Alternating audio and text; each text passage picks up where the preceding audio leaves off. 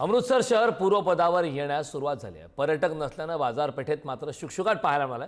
काम मिळण्यासाठी कामगारांची लेबर चौकामध्ये मात्र मोठी गर्दी झाली आहे। भारत पाकिस्तान तणावाच्या पार्श्वभूमीवर या अमृतसरमध्ये रेड अलर्ट त्या ठिकाणी पाहायला मिळाला।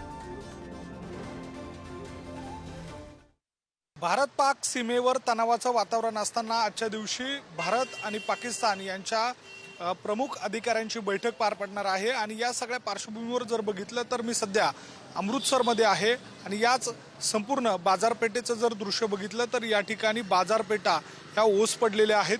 खरं तर सकाळच्या वेळेला या संपूर्ण परिसरामध्ये पर्यटकांची मोठी गर्दी असते, मात्र गेल्या काही दिवसांपासून जो भारत आणि पाकिस्तान यांच्यामध्ये जो तणाव वाढलेला आहे त्या सगळ्या पार्श्वभूमीवर इथल्या अमृतसर परिसराला रेड अलर्ट देण्यात आलेला आहे आणि अशा या सगळ्या परिस्थितीमध्ये इथले जे कामगार आहे त्यांच्यावर मात्र बेकारीची वेळ आलेली आहे।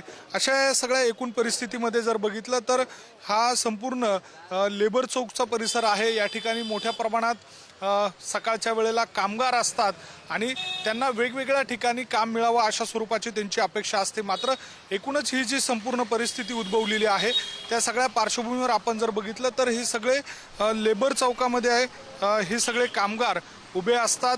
आत्ताच्या घडीला त्यांना कुठल्याही स्वरूपाची कामं मिळत नाही अशी ही एकूण स्थिती आहे।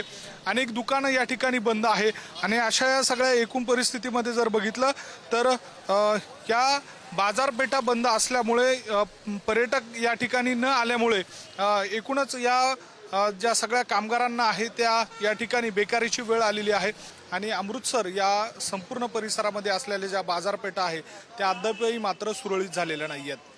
व्हिडिओ जर्नलिस्ट अनिल कपूरसह मी किरण ताजने, पुढारी न्यूज, अमृतसर।